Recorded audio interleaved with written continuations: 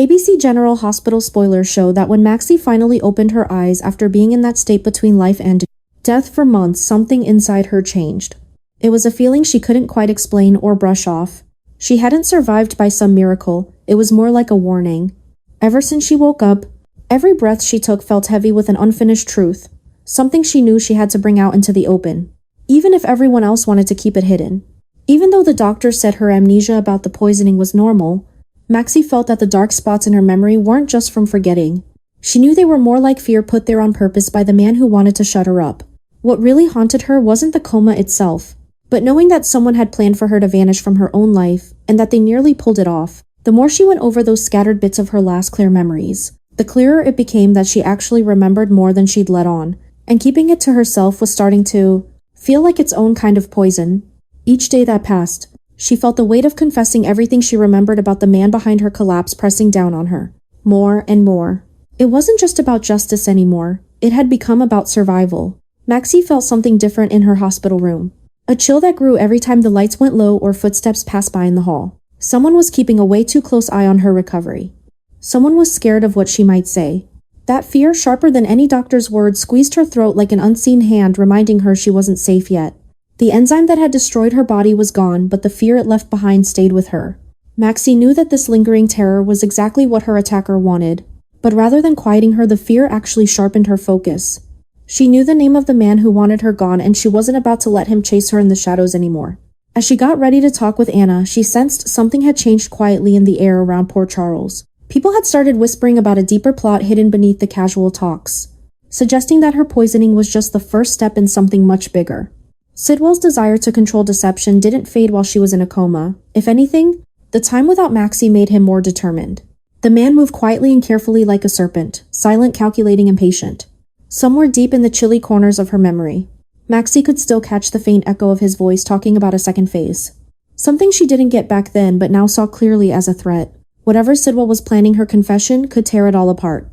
That's what made her both the key and the target. What scared her the most was this new fear creeping in that the poisoning wasn't just about stopping her. Whistleblower testimony. She started to think she had come across something much darker. Something that wasn't just about stealing from a company but involved messing with people's lives in ways she hadn't even fully thought through yet. Maxie didn't think the enzyme Ross Cullum made was just some ordinary toxin.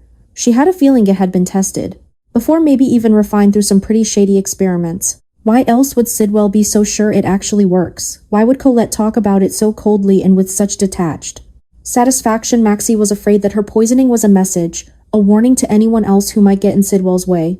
If that were true, then more people might end up getting hurt. This fresh fear stirred inside her, pushing her to uncover everything before Sidwell could roll out whatever was coming next. She felt like she was running against a clock she couldn't see, and every night the ticking got louder and harder to ignore. Every time she checked her reflection, she saw someone who had almost been wiped out, but she wasn't about to let that be her story. Everyone thought she got lucky, but Maxie understood that surviving meant doing something about it. She used to be passive, trusting, and hopeful, not realizing the danger hiding behind those polite smiles and business agreements. Waking from the coma had changed her into someone new, sharper, braver, ready to pursue the truth even if it meant stepping right into danger. But this change didn't come without its cost. Maxie caught herself thinking about Sidwell more often than she cared to, about what drove him, how he operated, and just how far he might go with his cruelty.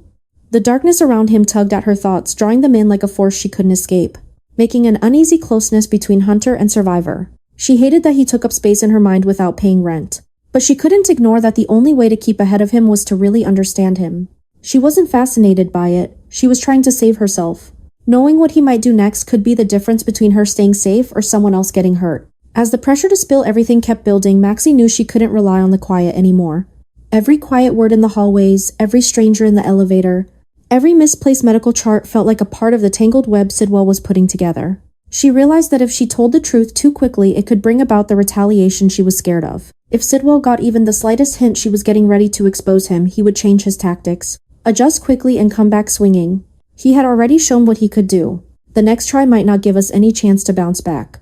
This inner conflict, the urge to confess versus keeping it to yourself, can be really tough to deal with. The instinct to survive turned into its own kind of battlefield.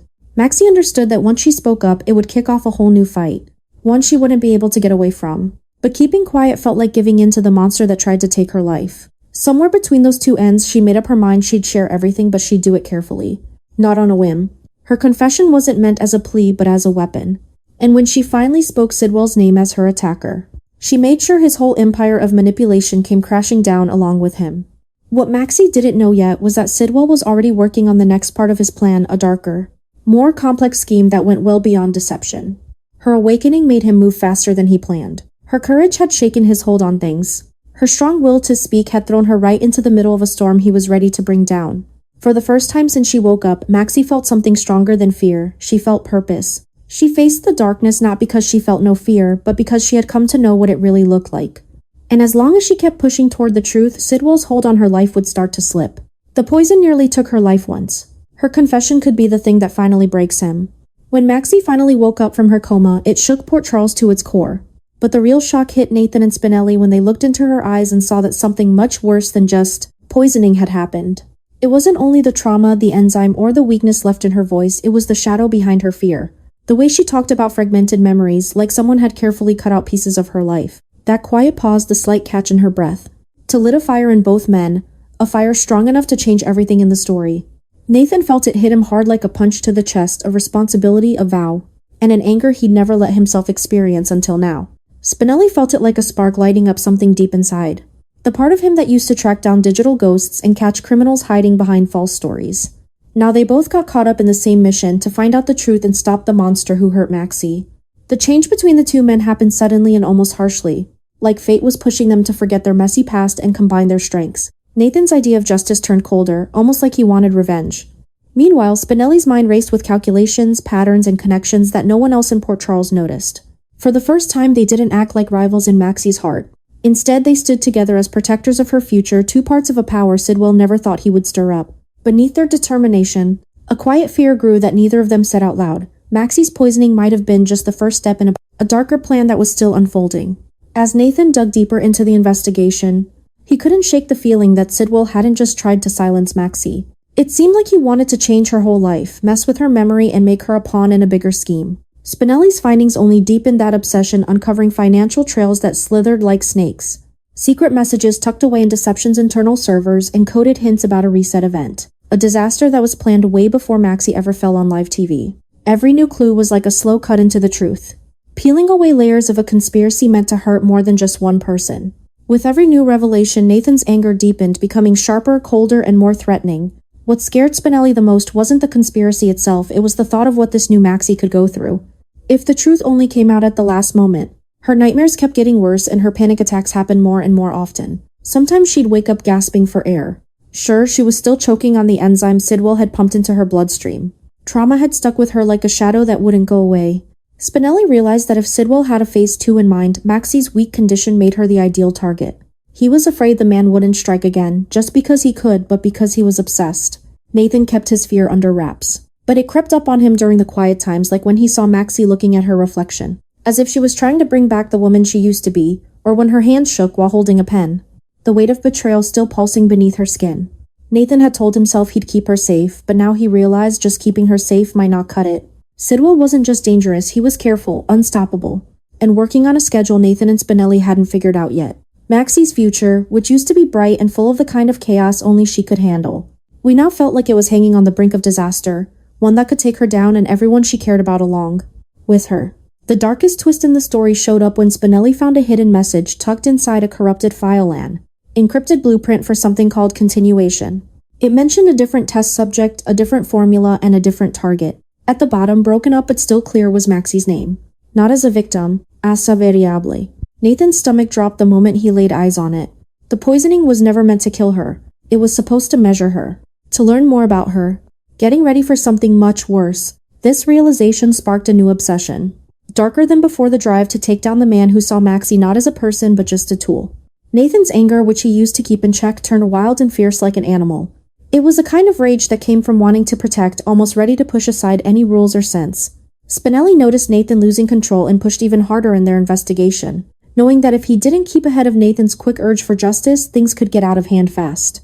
But neither of them expected how fast the next part of the disaster would happen. While Sidwell was being hunted, he was also keeping an eye on Maxie.